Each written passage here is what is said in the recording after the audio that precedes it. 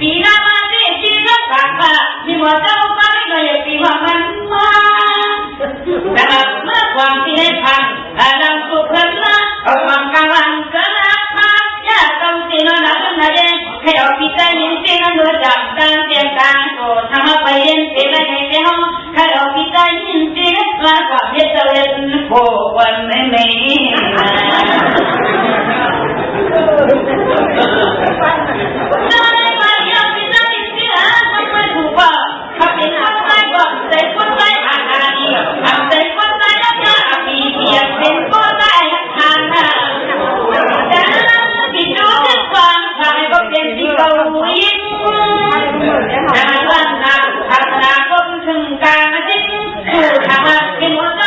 เขาจะมีลิ้น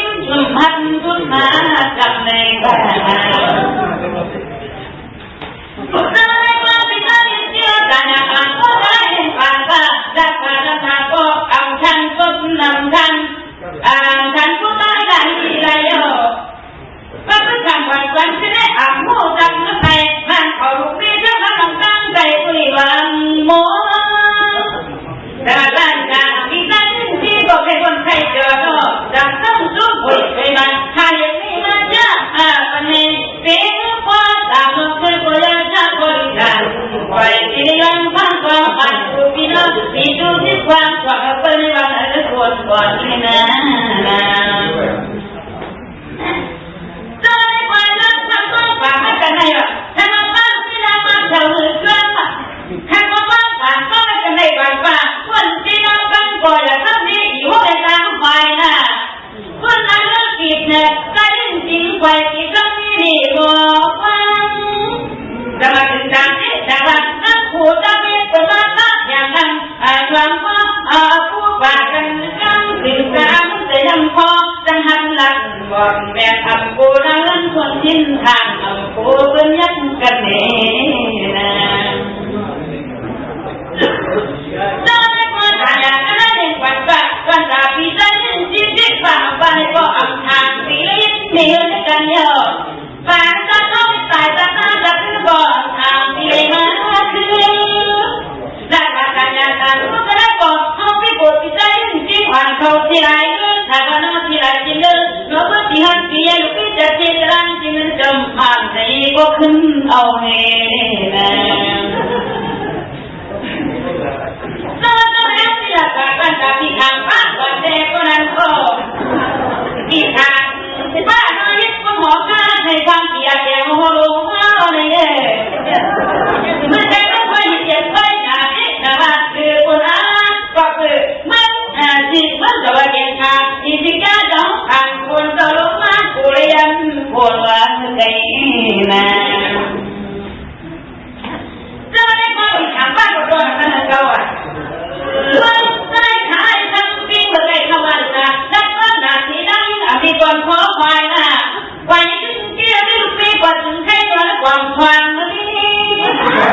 ถ้าผ่านเรื่องที่ผ่านมาต่างตัวล้อต่างตัวเธอที่เปลี่ยนชีวิตยังความรักมาบอกเลยถึงว่าผู้จะมาอย่างอัปเทแล้วยังไงสายเอาคนเกิดในวัยรุ่นยังจู่โจมผู้เรียกว่านะก็เอาใจ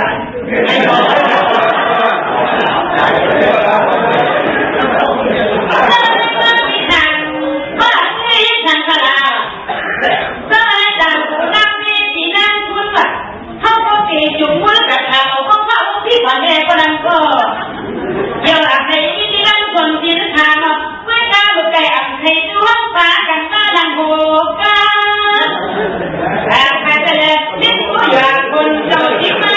เมื่อทำจังโหกันเรียกจำที่เมื่อทำจังฟังทางมา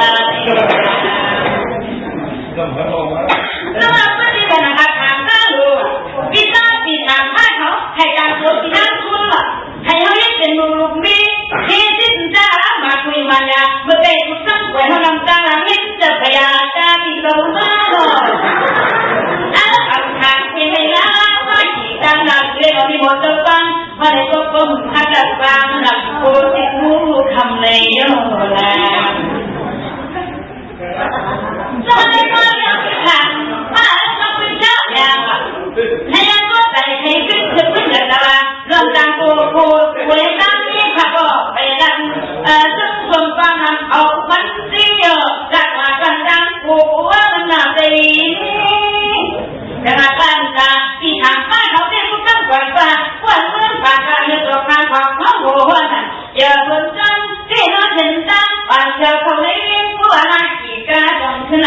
กันนี่นะ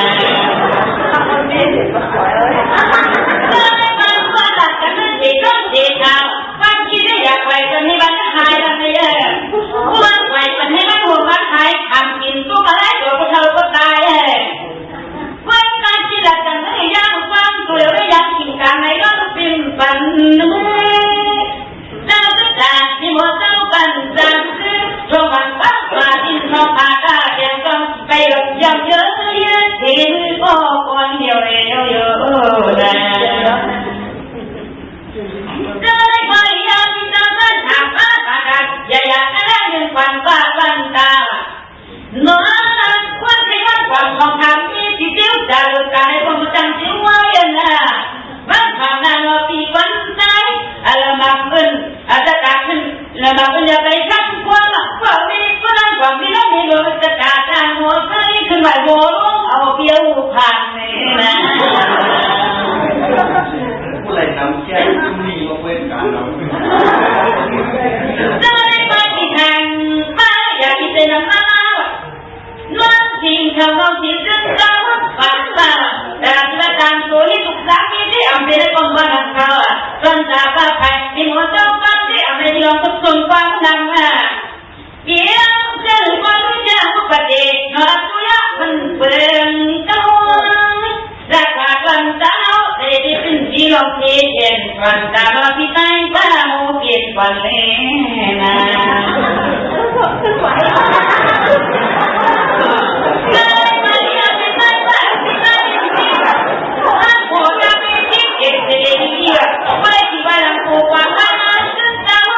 ความคนจะเจอจะไปจับไม่เทียนนะ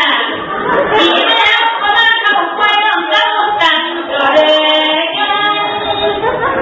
แต่ก็ไม่เคยจะไปวันจากเจ้าใจแต่น้าว่าเด็กเราเจ้าคู่น่ะที่น่าทักเจ้าน้าไปเห็นความคิดว่ามีปีใหม่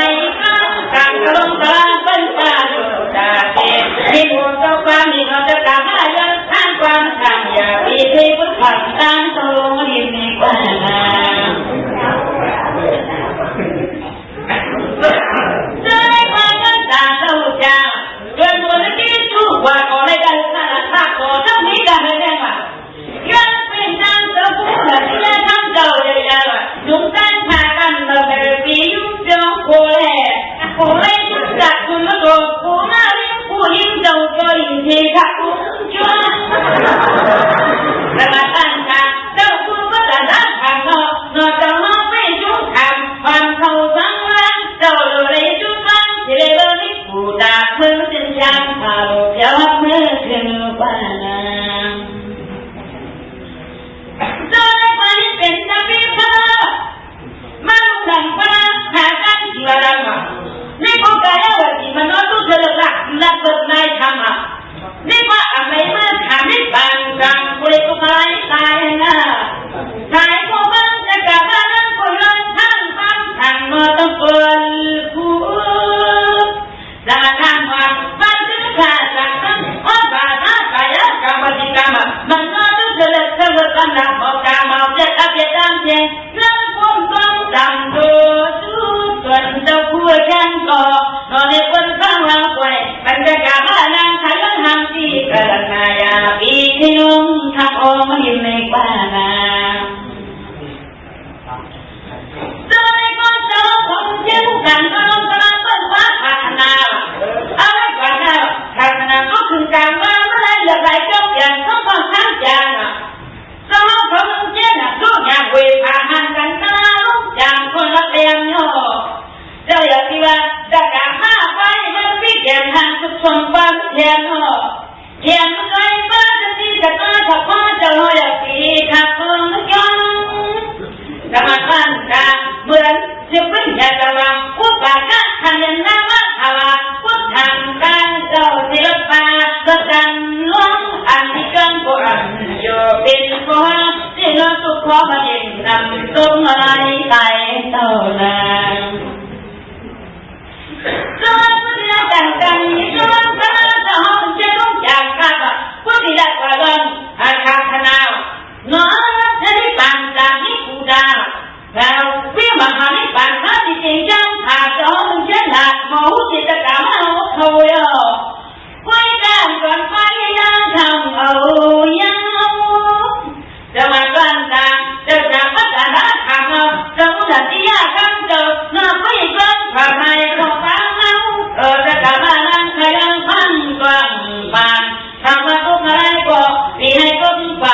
โม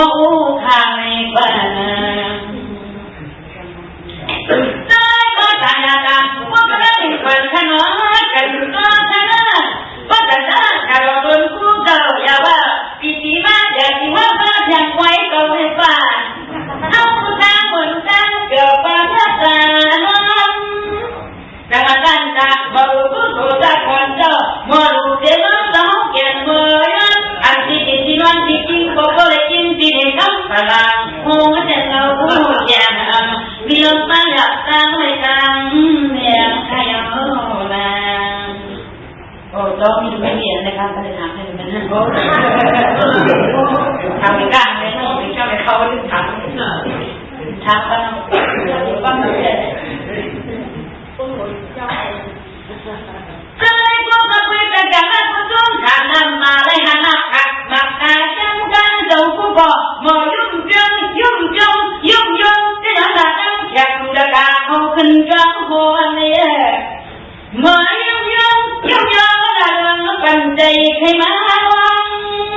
จากบ้านตาต้องรู้ทำให้เลือดอ่านยับนำชัดเต็มกลางอารมณ์โกรธที่เจ้าคุยกับคนตาที่ตั้งกันเนาะ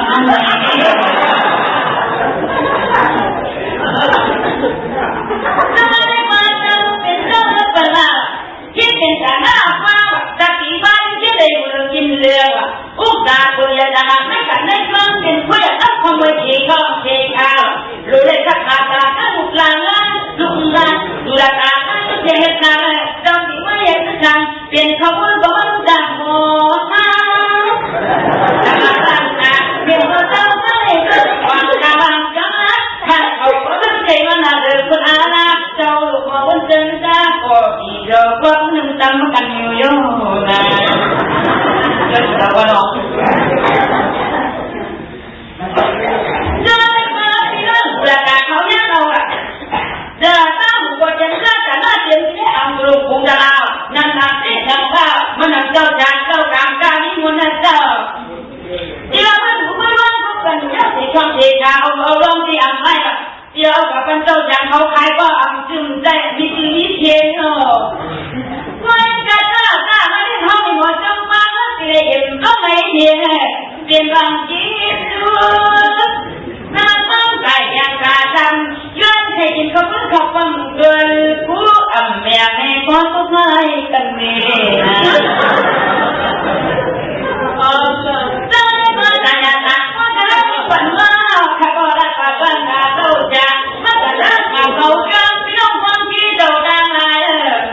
ไปลงมาเปิดกันเกี่ยวกับอีนายเจ้าแถวจัง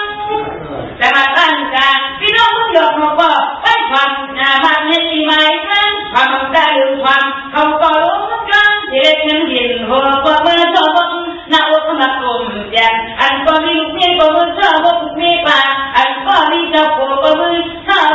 เจ้าผัวเป็นวันอ่อนเกิดที่หมอเจ้าก็ไม่ไปจนมานั่งพ่อคนเดียวหาคนเลยนะเจ้าไม่ไปเจ้าค่ะ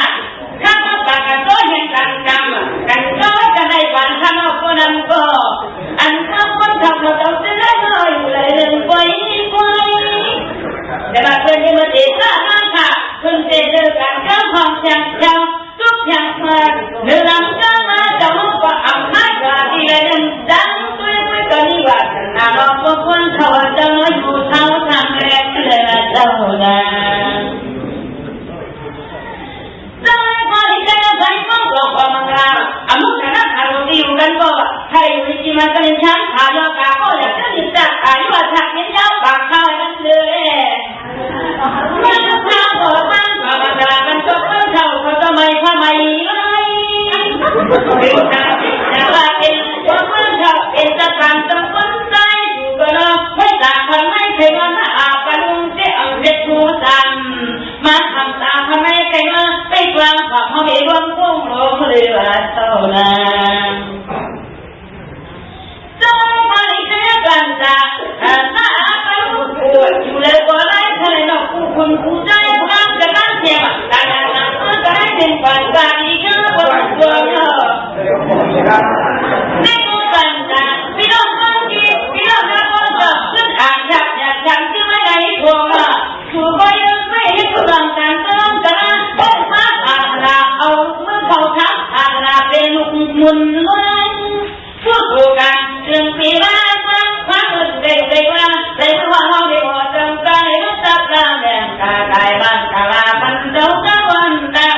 างกาลาพอเด็กเคยเลยเคยก็ถึงให้เจ้าคนตั้งอยากใจอยากทางผ่านนี้นะสมัยก่อนไม่ทันจึงกว่ากันนะพี่น้องเราเขาจังเสือจังเสือว่าจะให้กันฟ้ากันตาพี่ทางพี่ทางทุกพี่สองคนที่ต้องใส่ใครมาคอยกันตามีคนหัวปฏิปัวจึงกันตากันตาพี่น้องพันต้องขยิบความเสียงหุ่นต้อยมันก็ว่านึกไว้ช่วยมาถ้าเห็นที่เขาว่าก็ไปที่ดับเดินแต่จะมีใจยิ่งจริงเขาอันนี้นะมาถ้ากูอยากกินไปจึงไม่ใจขยันมุขจักรมาหนาดีขนาดอ้อหนวดตรงนั้นคุณมุ่งต้องยุ่งเป็นที่คนทำมันเนี่ยเป็นเจ้าแต่ละขาเขาจังที่ราคาก็ได้ก็ให้เจริญจำก็ต้องอามุขจักรใครที่ก็ทำให้ไปรักเขามาเนาะจึงอาดีแต่ว่าอาอย่างทำที่จะได้ไว้กาโรมาเป็นกิจยิ่งเป็นปีทิ้งเป็นมาผ่านอารมณ์หดจึงไปมาให้คงลำบาก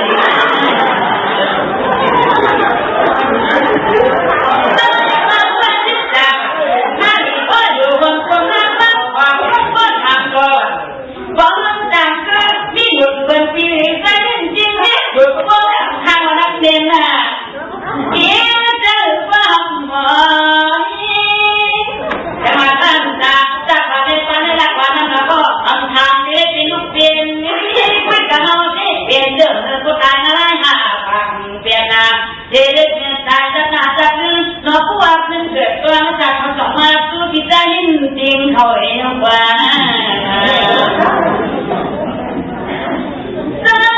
เป็นแบบว่าพวกมาแล้วทำหากันวันขึ้นมาพวกมาแถวถึงไม่แบบไม่น่าจะคุยกันเรื่องก้มพัฒนาปฏิบัติเองมันไม่เอองานเด็กแต่ว่าเป็นจิตตู้ปีตู้จิตความมองไปฟังไว้ลูกไก่กูไก่ละห่างคนมันเก็บเงินปีละใกล้เราพิจารณาจริงห่างเพียงก็แก่เด็กชาปีก็ปีเดียว